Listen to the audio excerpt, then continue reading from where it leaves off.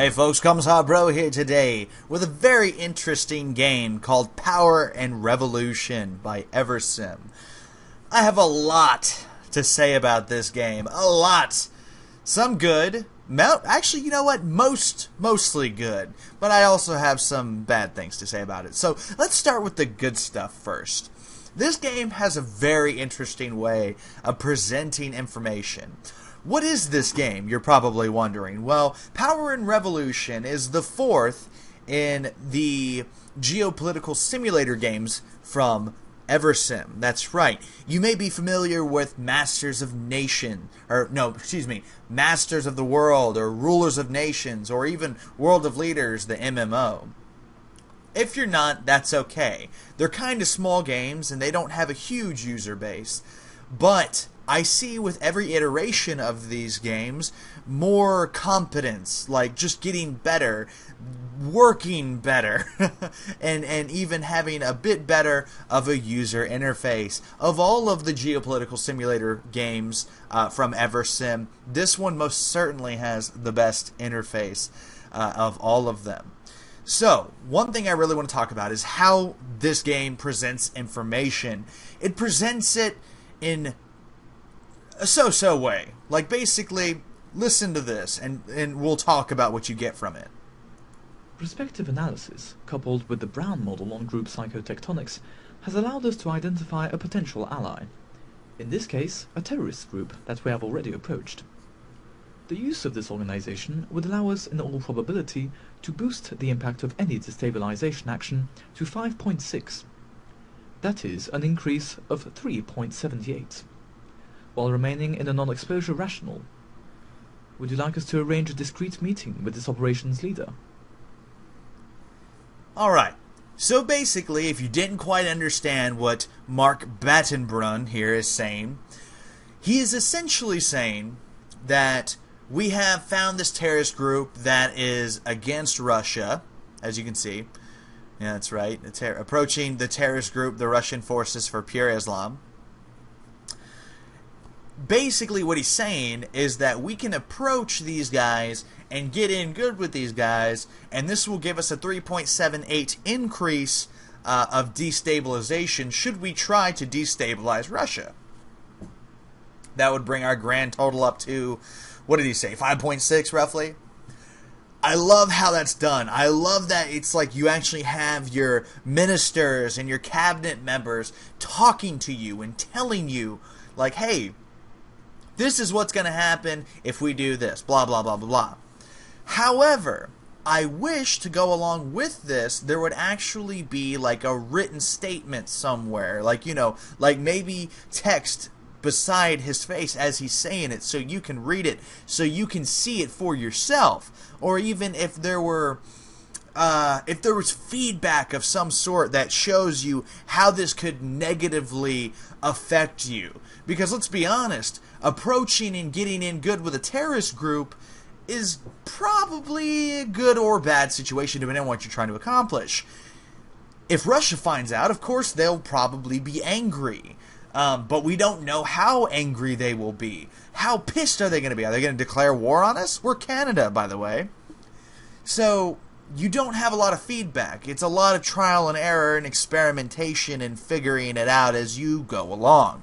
Which is not necessarily a bad thing, per se, but it would make it a lot easier to remember things like this if you had more specific numbers. Even if it wasn't numbers, even if it was just a pure word system in place. And I hope I'm making sense. I might not be making sense. But anyway, needless to say, we're going to refuse this terrorist group proposal from our Director of Intelligence. That's right. So, there's a lot of stuff to talk about with this game, and I'm going to put it into slow motion so I can really hit on it.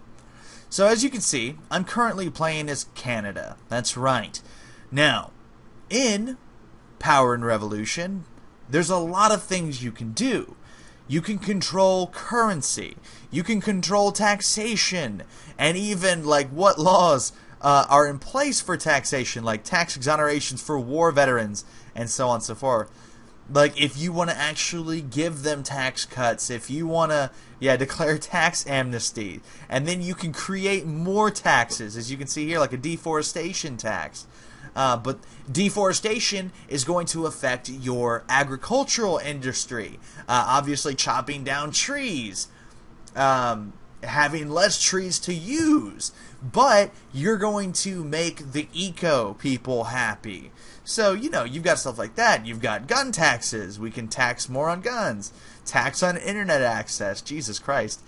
That would be horrible. And then you can even go more in depth. Wine taxes, liquor tax, tax on petroleum products, company tax, so on and so forth. You can go very in depth with where your taxes are being charged to make up for state revenues and your budget deficit. Now, you've also got, like, for example, this would actually be our industry tab, where we can subsidize our industries. We can put out contracts between countries and so on and so forth. If we want to buy a certain product or if we need a certain thing, you can do the same with farming and farming services and so on and so forth. Finance, it's all pretty much the same. Well, finance is literally just showing your stock, but anyway. It's all very interesting. There's a lot going on here, and I love you can actually build more facilities, and again in a direct intervention, legislate non-conventional gas and oil. See, you can literally make it where your country cannot exploit gas and oil anymore at all. That's interesting. There's a lot of interesting concepts here. Personally, I like to mess around with the culture here. You can increase funding of, like, heritage and monuments. How important is it? So if we increase funding here for heritage and monuments, it's going to increase the budget by $315 million. As you can see, the budget is already way, way over what it was at the beginning of the year. The green, basically the center would pretty much be about where it was at the beginning of the year. We've increased it 50% roughly. To make sure that more money is going towards heritage and so on and so forth. It's interesting. I really, really, really like the concepts behind this game. I love it. It makes me think of Rogue State. It makes me think of... or Democracy 3, for example. Except, it's a little bit slower than Democracy 3, that's for sure. Needless to say, it's less about, fighting wars and conquering countries, which, keep in mind, you most certainly can do with military operations. As you can see here, attack a country, defend an attack country, and there's lots of fighting going on over here in the Middle East and in North Africa and Mali. Oh, look at that, Nigeria, there's conflicts. So there's conflicts going on all over the place, and you can actually control troops directly and fight the battles directly if you want to. But I personally do not. I leave that up to everybody else to do. One other really cool feature in this game is uprisings. Uprisings occur in this game, sometimes by random. Like, for example, I had a major uprising in Vancouver where essentially somebody got tried for, like, a police officer was tried for the murder of somebody, and the courts found him not guilty. And the crowds freaked out and pretty much started rioting and took over town hall in Vancouver. And I then had to take direct control of the police forces to, arrest the protesters and whatnot. I didn't authorize military involvement, which you can if the protests get too bad. So there's so much cool stuff here. And, like, for example, look at this guy, the Catholic Communities leader. The preparations are complete. The whole country is preparing to joyfully celebrate this occasion. It would be a joy if you would participate in the festivities and mingle with the faithful. They would be very grateful, and it would send a strong message. Okay, but all right, Philip. But you get the idea. He wants us to be involved with Easter festivities coming up in Easter, which we said yes. Sure, why not? Now, of all the stuff that I've said that's good about this game, let's start talking about what's wrong with this game. There's a decent amount, but again, there's way more good stuff than there is bad stuff. The first thing, first and foremost, the price tag. It's $50. That's really expensive for what can only be considered an indie game. Come on, this is most certainly an indie game. Although it seems very complex, and it seems like there's been a lot of thought put into creating this game and making this game work as it does. And I like it. I very much enjoy it, but $50 is a lot of money. I would think $30 is more of an appropriate price for this game. Or maybe $40. I would say $40, but $30 would probably be my recommended price tag. I would also say the game needs a demo in that sense. If you're going with a $50 game, people need a demo to try this game out, to see that there is a lot here, that it's going to be fun. Otherwise, people are going to pass this up and not even give it a try, even though I kind of feel like they should. Especially if they're fans of games like Rogue State Democracy or Superpower 2. If you enjoy geopolitical simulator games, this is most definitely one you should try. There's some unique concepts here that I haven't explored in other games before. Again, the fact of you taking control of law enforcement during uprisings to keep them put down, or you taking control of a revolutionary party and attempting to overthrow the current government. That's really cool. There's a lot of really cool stuff here that I'm kind of sad, because I know the price tag and the type of game this is, it's not going to have a huge audience, despite the fact that it should. Anyway, two other things that really bother me about the game. One, the voice acting's all over the place. There's good voice acting in the game, there's okay voice acting, there's terrible voice acting, and there's downright comical voice acting in this game. Like, every avatar you see, depending on what, if they're your wife or whatnot. For example, let me pull up right here my cabinet. As you can see here, my cabinet. Each one of these is pretty much going to have a different voice, which is really cool. But some of the voices are freaking terrible. Let me see if I can't find... Oh, do I not... Well, it's not this guy. No. Basically, the military advisor who randomly pops up from time to time talking about drones. That dude's voice is comical. Downright comical. This fellow over here is an interesting voice as well. Just listen to it real quick. When war breaks out, you can decide whether or not to participate. Military involvement is a serious decision. The public will have a specific opinion about this decision, which will depend on defense contracts and your relations with the warring countries. So, for example, that's not a really bad voice actor.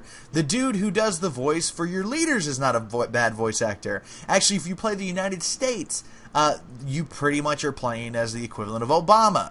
And the voice actor at first was actually a dead-on impersonation of Obama.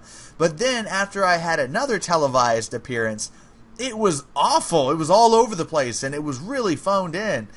Maybe I'm just nitpicky, and I may very well be. It's not that big of a deal, but it's something I felt should really be pointed out. The voice acting is all over the place. Like I said, there's good voice acting, there's okay voice acting, there's bad voice acting, and then there's hilarious voice acting. So, it's interesting. It's very interesting. Hopefully, improvements can be made over time to really kind of consolidate the voice and get rid of some of those more not so great voices that are in the game. And the final thing that bothers me about the game, and I will say that this game has improved considerably compared to the other, I think I played Ruler of Nations, I think was the last one I tried out, and the interface in that game was just not easy to use at all. It was not easy to use. This one has improved on the interface considerably, but there's still a lot of ways it could be improved or made to look more professional. For example, some of the textures as we zoom in, like just the graphical textures on this interface, because let's be honest, this is pretty much just one giant user interface that you can use, are kind of sloppy. Like, I mean, the cities here, it looks a little weird, looks a little sloppy, like you could have done better. The trees, it's clearly just retextured all the way down, like you can see occasional, like for example, that's the same tree there as there, and so on and so forth. I don't know. I kind of wish that this type stuff would look a little bit better. If you would have went with maybe a map like Superpower 2's, it might have looked cleaner. Yeah, I don't know. There's a lot of menus to kind of sift through here too. Now I understand now that I've been playing and put some time into the game, but I don't know how a new player is going to react to that. Also, the tutorial explains how to play the game perfectly fine, but there's a lot of icons messed up there when you're trying to figure out what to click on. Again, having feedback, having strong feedback explaining like what you need to click on or subtitles or something would really help this process a lot more. Just having feedback of any kind, and I feel like that's actually my biggest complaint with the game in all, is the lack of feedback.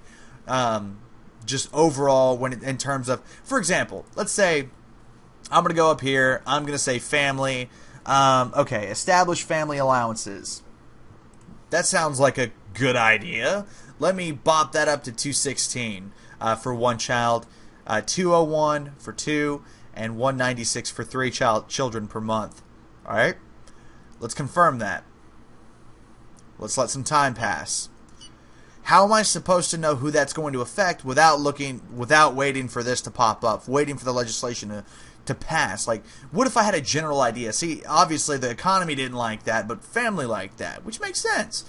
But it would be nice to have feedback, more in-depth feedback. Is that a long-term effect? Is that going to be the people, the economist people, are they going to be very angry about that for a long time, or is it something that can be recovered very simply? You know, just some sort of feedback to really explain that type stuff.